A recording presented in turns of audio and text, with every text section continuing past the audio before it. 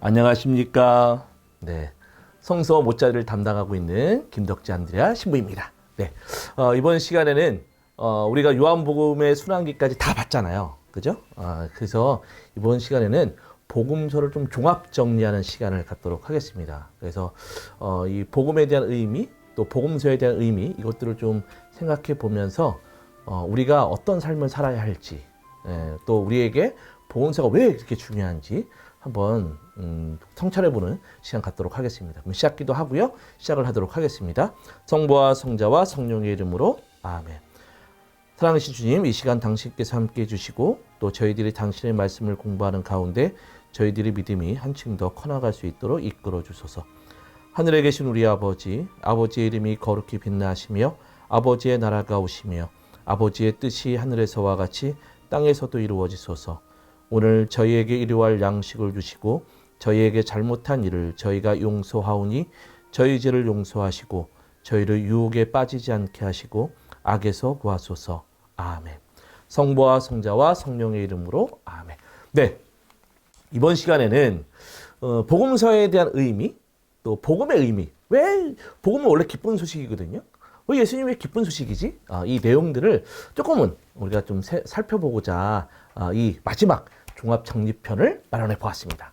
자, 먼저 우리가 복음의 의미에 대해서 먼저 보면서 이 복음의 중요성, 그리고 복음이 갖고 있는 신앙 고백이 무엇인지 이것들을 좀 각 복음서마다 좀 다르긴 한데 그것들을 보면서 과연 각 복음서는 어떤 예수님을 전해주고자 했는지를 좀 종합 정리를 하고요. 마지막에는 복음이 왜 기쁜 소식일까? 그것을 잠깐 성경적인 내용을 통해서 좀 바라보도록 하겠습니다. 복음서에 대한 의미를 먼저 보실 텐데 이 복음서의 의미는 이런 겁니다. 예수님과 제자들이 유다인이었죠. 그죠? 근데 유다인들은 유다인들만의 신앙을 갖고 있습니다. 그게 뭐겠어요? 그게 바로 유다교라는 신앙을 갖고 있죠. 그런데 우리는 유다교에서 그렇다고 우리는 유다교라고 얘기할 수는 없어요. 그죠? 우리는 유다교가 아니라 그리스도교라고 이야기하지 않습니까? 그러면 유다교와 그리스도교는 명확한 차이점이 있습니다. 그죠? 분명히 그리고 유다교는 구약 성경을 갖고 있어요. 그리고 그리스도교도 구약 성경을 갖고 있어요. 그러나 조금씩 다르죠. 그럼 그 차이점을 좀 본다면 그리스도교는 기본적으로 하느님, 유다교가 믿고 있는 하느님과 같은 하느님입니다. 그 하느님을 믿고 있고 거기에 뭐가 있겠습니까? 예수님이 곧 누구시라는 것, 하느님, 그죠? 그리고 성령께서도 누구라고? 하느님이라는 것을 믿어서 삼위일체이신 하느님을 믿습니다. 그런 가운데에 우리의 죄를 누가 용서해 주신다는 거예요? 예수 그리스도를 통해서 용서받을 수 있다는 겁니다. 그러니까 우리가 열심히 살아서 그 죄를 없앨 수 있다? 우리 그리스도교에서는 나만 잘 살아서는 그 죄를 없앨 수 있을까? 이런 의문을 들게 만드는 거예요. 우리의 죄는 명확하게 예수 그리스도를 통해서 없어질 수 있다는 겁니다. 이 속죄의 개념은 굉장히 달라요.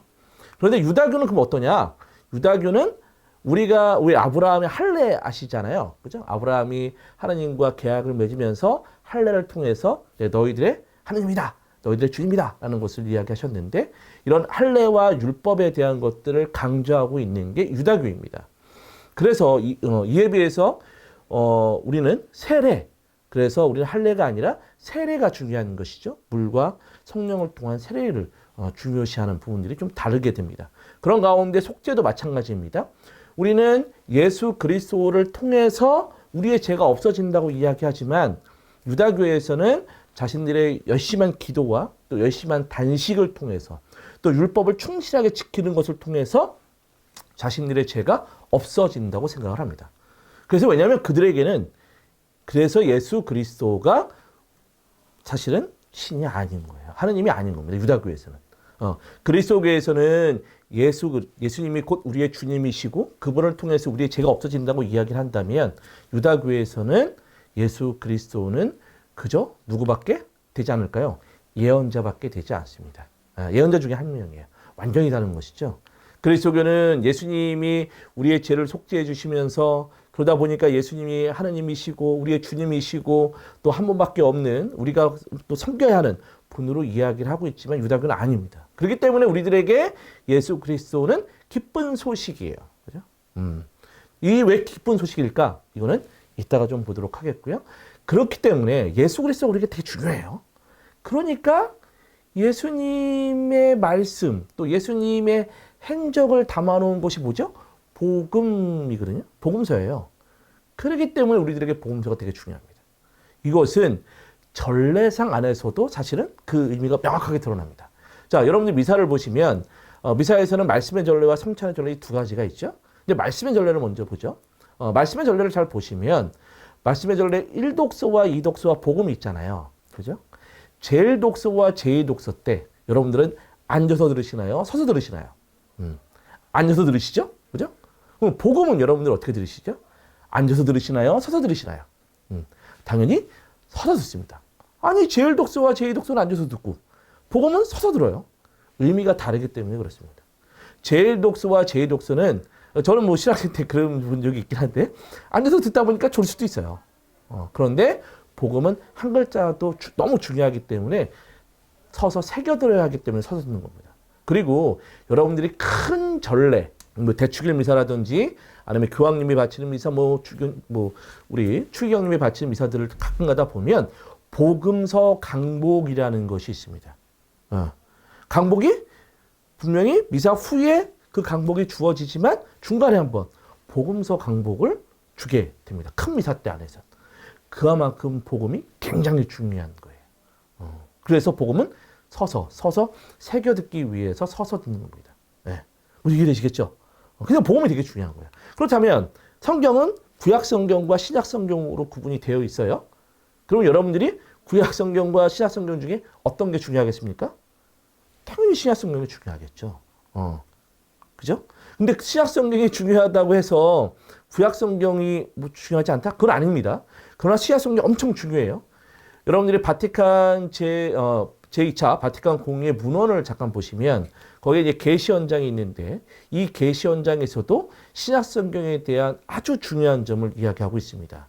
사실 우리들에게 공의회라고 하는 것은 그 교회 공식적인 어떤 회의로서 어떻게 보면 교회가 앞으로 어떻게 나아가야 할지 방향을 정하는 지침서와 같은 것이 이 공의회 문헌입니다. 그 문헌의 계시 현장을 잠깐 보면 17장에 보면 이런 게 있습니다. 믿는 모든 일을 구원하는 하나님의 힘인 하나님의 말씀은 그죠? 어디를 통해서 신약 성경 안에서 탁월한 방식으로 표현되고 그 능력을 드러내신다는 거예요. 그렇기 때문에 신약 성경이 구약 성경보다 훨씬 더 중요하다는 것이죠. 또 하나가 있습니다. 18장에 보면 신약 성경 안에서도 여러 가지가 있죠. 복음서가 있고 사도행전이 있고 또 바울의 서간이 있고 또 요한묵시록이 있어요. 이런 여러 가지 것들이 있습니다. 그 가운데 어떤 것이 중요한 것인가? 계시 현장은 명확하게 이야기합니다. 모든 성경 가운데서 또 신약 성경 중에서도 복음서가 가장 뛰어나다는 것은 아무도 부인할 수 없다는 거예요. 왜냐하면 복음서는 우리의 구원자 사람이 되신 말씀의 삶과 가르침에 관한 으뜸 직원이기 때문이에요. 그러니까 신약 성경에서도 뭐가 제일 중요한 거예요? 복음서가 되게 중요한 겁니다. 그러니까 우리가 제1독서와 제2독서 때는 앉아서 듣지만 복음서는 어떻게 해요? 복음은 서서 듣는 거예요. 그러니까 복음서가 되게 중요한 겁니다. 그렇기 때문에 가끔 가다가 뭐 이제 개신교 어떤 일부 부분에서는 요한묵시록이 또 그 계시가 담겨져 있는 책이라고 막 이야기하면서 요한묵시록을 강조하는데 그건 잘못된 겁니다. 그죠? 요한묵시록이 아니라 뭐가 중요하죠? 복음서가 되게 중요한 겁니다. 그렇다면 뭐 구약 성경은 안 읽어도 돼요? 아닙니다. 구약 성경도 우리에게 굉장히 중요합니다.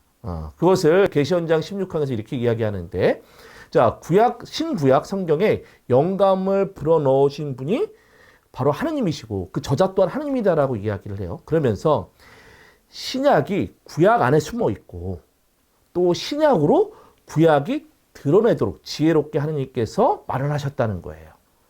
어마어마한 것이죠. 그러니까 이 구약에 어떤 신약에 대한 것들이 막 숨어 있는 거예요. 그죠? 그런데 그 신약을 통해서 그것들이 환하게 드러나는 것이죠. 또 하나 16강에서 구약 성경은 복음 선포에 온전히 수용되고 신약 안에서 그 완전한 의미를 얻고 드러내면서 다른 한편으로 신약을 밝히고 설명해 준다는 의미를 갖고 있는 게 바로 구약 성경입니다. 그렇기 때문에 구약 성경도 중요하고 신약 성경도 중요해요. 그러나 더욱더 중요한 건 신약 성경이 더 중요한 것이고, 그죠? 그런 가운데 뭐가 제일 중요하다고요? 복음서가 되게 중요합니다. 그렇다면 여러분들에게 하나 물어볼 게 있는 거죠. 성경을 읽으신다면 어디서부터 읽으실 건가? 이 문제가 있는 것이죠. 많은 분들이 선생이 마찬가지로 책은 처음부터 읽어야 합니다 라고 하니까 창세기부터 읽는 경우가 많으셔요. 그러나 틀린 것은 아니지만 조금 더 성경을 올바르게 접근한다라고 한다면 복음서부터 읽는 것이 올바른 것은 아닌가 좀 생각이 듭니다. 그래서 우리가 처음부터 창세기부터 읽는 것보다는 우리의 구원의 가장 핵심적인 의미를 담고 있는 복음서부터 읽는 것이 더욱더 중요하리라고 생각이 들고요.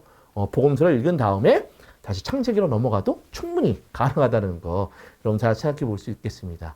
그래서 또한 복음서 아까 중요하다고 말씀드렸죠. 그래서 제가 모짜리에서 처음으로 강의를 한 게 4복음서를 강의를 했던 겁니다.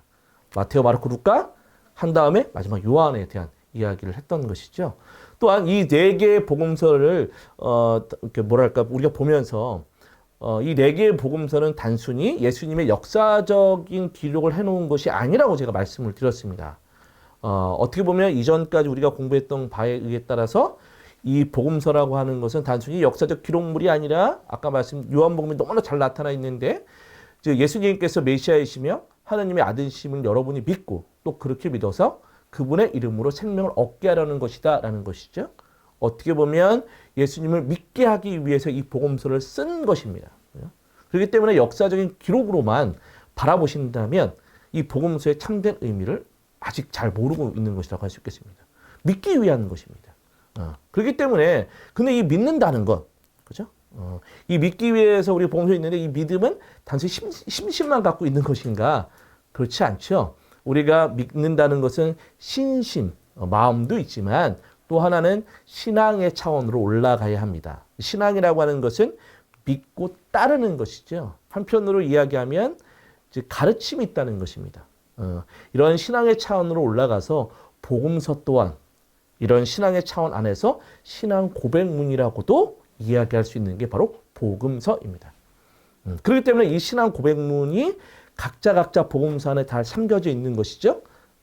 새겨져 있습니다. 그런 복음서들을 우리가 신앙 고백문들을 하나씩 봤던 것이고 그중에서 우리가 하나씩 다시 한번 복습을 해본다면 마르코 복음에서는 그 신앙 고백문이 바로 하나님의 아들인 예수 그리스도의 복음의 시작이라고 이야기를 말씀드렸죠. 그래서 예수님이 곧 누구라고? 하나님의 아드님이고 또 우리의 구세주 그리스도이시다라는 것을 알려주고 있는 것, 또 고백하도록 만드는 것이 바로 마르코 복음서가 중요하게 생각했던 부분이기도 합니다. 이것이 또 메시아의 비밀이라는 것을 통해서 어떻게 보면 우리의 그리스도는 우리를 뭔가 이렇게 억압하고 뭔가 어떤 탄압하고 이렇게 하는 것이 아니라 오히려 섬김의 삶을 살았다는 것이 바로 우리 그리스도이시다라는 것을 명확하게 전달해주고 있다라고 할 수 있겠습니다. 그래서 마르코 복음에서는 사람의 아들은 섬김을 받으러 온 것이 아니라 섬기러 왔고 많은 이들의 몸값으로 자기 목숨을 바치러 왔다라고 하면서 섬김의 자세로 살았던 분이 바로 우리 그리스도이시라는 것을 명확하게 고백하도록 만드는 것이 바로 마르코 복음이 주장했던 신앙 고백이라고 할 수 있겠습니다. 마테오 복음은 어떻게 되죠? 마테오 복음의 첫 줄은 다윗의 자손이시며 아브라함의 자손이신 예수 그리스도의 족보라고 이야기를 했었습니다. 그래서 처음부터 아브라함이 누굴 낳고 누가 또 누굴 낳고 해서 예수님이 나중에 요셉의 아들로서 나타났다는 것. 그럼을 통해서 마치 다윗의 자손이시며 아브라함의 자손이 바로 예수님이시라는 걸 드러내고 그 안에서 그리스도이신 예수님을 고백하도록 만들어냈던 것. 그래서 마테오 복음에서는 자꾸 뭐예요? 구약의 말씀, 예언의 말씀을 성취하신 분을 자꾸 드러냈다라고 말씀을 드렸습니다. 마테오 복음에서. 그래서 이사야 예언자를 통해 말씀이 이루어지려고 그리 된 것이다라는 이야기들. 그래서 예언자들을 통하여 하신 말씀이 이루어지려고 이렇게 된 것이다 라고 하면서 이 구약에 있었던 이 약속에 대한 성취를 이뤄내신 분이 바로 누구이시다? 예수님이시다. 그리고 그분이 곧 아브라함의 자손이고 다윗의 자손이다. 이것은 곧 메시아이심을 드러내는 것이라고 제가 말씀을 드렸습니다. 그런 가운데에 그분께서는 진정한 속죄 제물로서 우리의 죄를 없애주시는 그리스도로 오셨다라는 것을 명확하게 설명을 드리면서 또 마테오복음에서는 이러한 어떤 모세오경에 대한 그 유다인들의 공동체이다 보니까 좀 더 율법에 대한 예수님의 새로운 해설들을 통해서 진정한 율법이라고 하는 것은 예수님의 진정한 가르침이다라는 것을 통해서 모세오경처럼 이 5개의 설교, 그래서 뭐 상상 설교, 파견 설교, 비유 설교, 교회 설교, 심판 설교들을 통해서 진정한 가르침을 전달해 주신 분이 누구시다? 예수님이시다라는 것을 명확하게 마테오복음 보여주었다. 그리고 그것을 고백하도록 우리들에게 이끌었다라고 말씀드렸습니다. 그것은 바로 아까 말씀드렸던 마테오 공동체는 율법 중심의 공동체였기 때문에 그렇다라고 제가 마테오복음을 좀 정리해드리면서 말씀을 드렸었습니다. 그런 가운데 루카 복음 책은 루카복음은 좀 약간 역사적인 이야기들을 좀 담아놓음으로써 첫 번째 루카복음서에서는 예수님의 행적과 가르침을 다루었고 사도행전에서는 사도들의 행적에 대한 것들을 다룸으로써 구원의 역사들을 써 내려갔다라고 제가 말씀을 드렸습니다. 그런 가운데에 이 구원의 역사는 누굴 통해서 이루어졌다? 예수님을 통해서 완성이 되었다라는 것을 명확하게 보여주고 있고 그 구원의 역사가 지금 사도행전을 통해서도 이야기되고 있지만 또 사도들을 통해서 지금도 그 구원의 역사가 이루어지고 있다는 것을 알려주고 있다는 것이 루카복음의 가장 집필 의도라고 말씀을 드렸습니다. 그런 가운데에 뭐 하나님 나라와 부자에 대한 이야기라든지 이런 이야기를 통해서 바로 재물에 대한 뭐 가진 것을 뭐 다 팔아라라고 이야기하면서 재물에 대한 탐욕과 유혹에서 벗어나도록 우리들에게 이끌었을 뿐만 아니라 또한 루카복음에서는 진정한 혼인잔치의 비유에 대한 이야기 여러분들 기억나시는지 모르겠지만 그 이야기를 통해서 진정으로 구원받아야 할 이들이 누구인가 루카복음은 가난한 이들과 장애인들, 눈먼 이들과 다리 저는 이들이 초대받은 혼인잔치에 손님으로 오기 시작하면서 어떻게 보면 사회적 약자들에 대한 배려를 담아놓고 있는 것이 루카복음서였다라고 제가 말씀을 드렸습니다.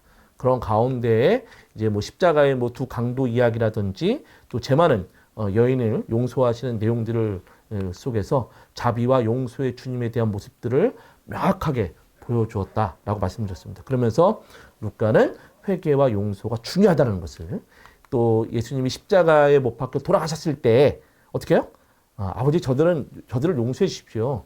저들은 자기들이 무슨 일을 하는지 모릅니다. 라는 용서의 기도를 통해서 참된 회개와 용서가 얼마나 중요한지 우리들에게 루카복음은 전달해 주었다라고 말씀을 드렸습니다. 그런 가운데에 요한복음은 이제 참된 계시자가 누구이신가?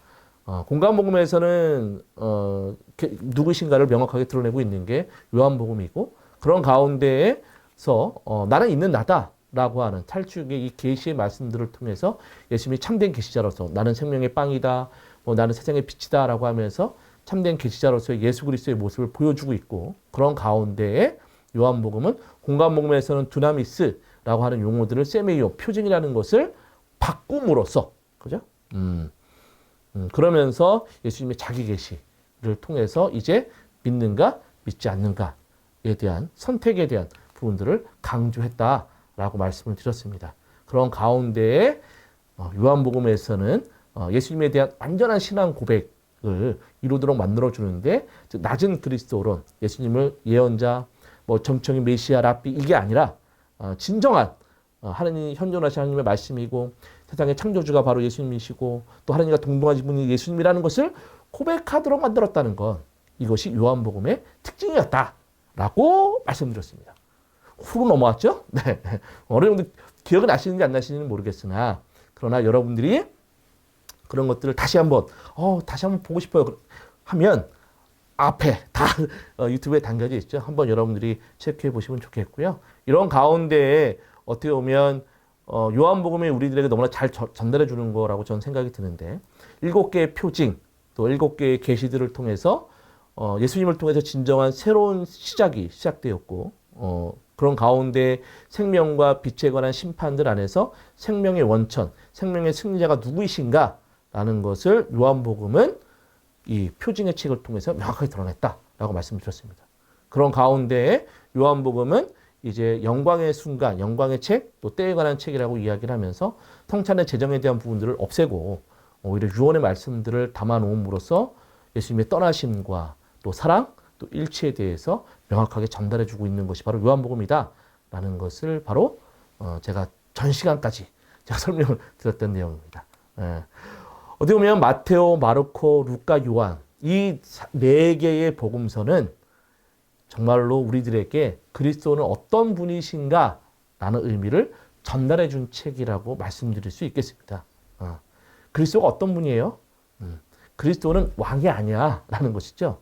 우리가 가끔 가다 보면 개신교에서 좀 약간 잘못된 이단의 길로 가시는 분들의 어떤 내용들을 보면 마치 그리스도라고 이야기를 하면서 자신이 재림 예수라고 하면서 굉장히 왕적인 모습으로 오는데 이 복음서들을 통해서는 절대 그런 모습이 우리 그리스도의 모습이 아니라는 것을 이 복음서를 통해서 명확하게 알 수가 있습니다.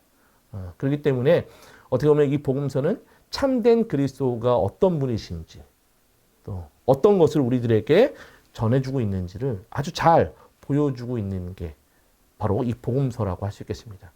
자, 그렇다면 여기서 하나의 질문입니다. 여러분들 복음은 기쁜 소식이에요. 그죠? 그러면 예수님이 이 지상에 오셨다는 것이 왜 기쁜 소식이에요? 여러분들? 왜 기쁜 소식일까요? 그죠? 예수님은 사랑이시거든요. 사랑이시고 그 사랑을 믿을 때 복음이 기쁜 소식임을 알 수 있지 않을까라고 저는 생각이 듭니다. 뭐냐면 이것을 성경적으로 조금은 제 나름대로 좀 생각을 말씀을 드린다면 성경에서는 에덴 동산에 대한 이야기를 담고 있죠. 에덴 동산에서 인간은 하나님이 주시는 은총 안에서 굉장히 행복하게 살았습니다. 이것이 사랑의 일치인 것이죠. 그런 가운데에 에덴 동산에 대한 이야기 안에서 인간은 자신들만의 어리석음을 통해서 하나님께서 명령하신 이 명령을 짓지 않고, 그죠? 선과 악을 알게 하는 나무를 따먹음으로써 하나님과의 일치가 손상이 되어버립니다. 그래서 결국 어떻게 돼요? 하나님과 일치의 상징인 에덴 동산에서 살아갈 수가 없고 떠나갈 수밖에 없었던 것이죠. 결국 사랑과 일치의 손상이 일으켜졌던 것이 바로 이 에덴 동산 이야기의 핵심입니다. 그렇다면 이 사랑과 일치가 손상됐는데 이것을 보호해 주신 분이 누구시죠? 바로 예수님이신 거죠. 아까 예수님은 사랑이라고 말씀드렸죠. 결국 사랑과 일치를 복원하신 분이 예수님이기 때문에 하나님을 믿는 이들에겐 예수님이 기쁜 소식이 아닐 수 없습니다. 왜? 다시 사랑의 일치인 에덴 동산의 삶을 복원했으니까요. 사도 바울에 따르면 우리가 아담은 장차 오실 분의 예언이었습니다라고 로마서 5장 14절을 통해서 아담은 이 하나님의 사랑과 또 일치의 관계를 손상시켰다면 예수 그리스도는 어떻게 해요? 아담의 예언으로 오시면서 손상된 사랑과 일치의 관계를 다시 복원시켰던 분이 바로 예수님이라는 것을 명확하게 드러냈다고 하는 것이죠. 그런 가운데 한 사람의 범죄로 모든 사람이 유죄 판결을 받았듯이 한 사람의 의로운 행위로 모든 사람이 의롭게 되어서 생명을 받았다는 겁니다. 결국 하나님의 생명을 받음으로써 사랑과 일치에 대한 부분들이 다시 복원되었다라는 것을 이야기하면서 또한 사도 바울은 더욱더 심층적으로 들어가서 죄와 죽음으로 지배한 것처럼 은총이 우리 주 예수 그리스도를 통하여 영원한 생명을 가져다주는 의로움으로 지배하게 하려고 하셨던 것이다. 결국 하나님께서 주도적으로 인간이 손상시킨 사랑과 일치의 관계를 예수 그리스도를 통해서 주도적으로 다시 복원시키고 다시 회복시켜서 인간과 하나님과 일치의 관계를 만들어주신 분. 그것이 바로 하나님께서 하신 거대한 일이라고 할 수 있는 것이겠죠. 그렇기 때문에 예수 그리스도는 우리들에게 되게 중요한 분이 되는 겁니다. 또한 내가 사랑받을 수 있는 존재인가? 라고 의심이 들 때 그래서 우리는 예수님의 말씀을 잘 기억해야 합니다. 뭐라고 말씀하셨죠? 파스가 축제가 시작되기 전 예수님께서는 이 세상에서 아버지께로 건너가실 때가 온 것을 아셨다. 그분께서는 이 세상에서 살아가신 당신의 사람들을 끝까지 사랑하셨다라고 이야기합니다. 결국 우리가 내가 사랑받을 존재인가? 의심이 들 때 예수님은 우리를 끝까지 사랑하셨습니다. 이러한 사랑을 이해할 때, 이 사랑을 깨달을 때 어떻게 보면 우리에게 예수님은 기쁜 소식이고 복음이 될 수 있습니다. 또 하나 요한복음에서는 이것이 나의 계명이다. 내가 너희를 사랑한 것처럼 너희도 서로 사랑하여라. 친구를 위해 목숨을 내놓는 것보다 더 큰 사랑은 없다라고 이야기하죠. 친구를 위해 목숨을 내놓는 게 어떤 사건이겠습니까? 십자가의 죽음입니다. 그리고 예수님께서는 부활하셨습니다. 그 예수님의 십자가의 죽음과 부활은 우리가 얼마나 주님의 사랑을 받고 있는지에 대한 주님의 표현이고 표징인 것입니다. 어떻게 보면 사랑에 대한 것들을 깨달을 때 예수님이 얼마나 기쁜 소식인지 또 예수님 자체가 얼마나 복음의 의미를 담고 있는지 제대로 알아들을 수 있습니다. 그리고 이 사랑은 과거에 한번 있었던 것이 아니라 지금도 계속되고 있는 것이죠. 말씀의 전례와 성찬의 전례를 통해서 지금도 계속되고 있습니다. 예수님은 부활하셔서 우리 곁에 계십니다. 어떻게?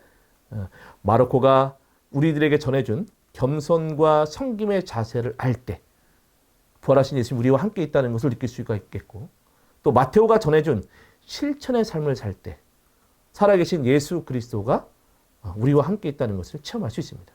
또한 루카가 전해준 자비와 용서의 참된 의미를 깨달을 때 그분이 우리와 함께 계셔야 함을, 또 우리와 함께 있음을 느낄 수가 있을 것입니다.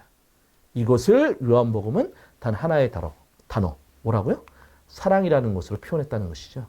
그래서 요한복음에서는 아버지께서 나를 사랑하신 것처럼 나도 너희를 사랑하였다. 너희는 내 사랑 안에 머물러라. 내가 내 아버지의 계명을 지켜 그분 사랑 안에 머무는 것처럼 너희도 내 계명을 지키면 내 사랑 안에 머무를 것이다. 라고 요한복음은 이야기해 준 것입니다. 결국 우리가 서로 사랑하며 사랑 안에 머무를 때 그분의 현존을 온전히 체험할 수 있는 것입니다. 다시 한번 어떻게 보면 이 복음서의 중요성을 깊이 있게 생각해 볼 수 있었으면 좋겠습니다. 그러면서 복음서를 좀 다시 한번 차근차근히 한번 읽어보시면 어떨까라고 생각이 듭니다. 어느 정도 좀 우리가 한 4개월 정도 이렇게 왔는데요. 긴 시간 이렇게 또 시청해 주셔서 너무 감사드리고, 또 어떻게 보면 복음서의 내용들을 조금씩 정리해 가면서 좀 더 예수님과의 사랑의 어떤 깊이가 깊어지셨는지 잘 모르겠습니다. 하나님은 우리들을 너무나 사랑하셨고 그 사랑을 예수 그리스도를 통해서 명확하게 보여주셨습니다. 그렇기 때문에 여러분들은 하나님의 거대한 사랑을 받고 계시는 분들이신 것이죠. 그것들을 이 복음서가 너무나도 잘 표현해주고 있다라고 말씀드릴 수 있겠습니다. 그러면 정말 긴 시간 정말 감사드리고 마친 기도로 요한 첫째 서간에서 이 복음서에 대한 의미를 너무나도 잘 설명해 주는 것은 아닌가라고 생각이 들어서 마친 기도로 이 내용들을 가져왔습니다. 이제 성서 모짜리 유튜브는 여기서 좀 마무리 짓고요. 이제 저희가 3월 달에 성서 모짜리 정기 강좌 개강이 될 텐데요.